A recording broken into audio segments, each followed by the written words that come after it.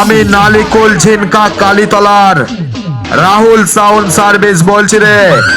আমার সামনে থেকে তাড়াতাড়ি তোদের ওই পানি পটকা মাইকটাকে নিয়ে পালিয়ে যা, তা না হলে করোনা ভাইরাসের মতন আক্রমণ করব।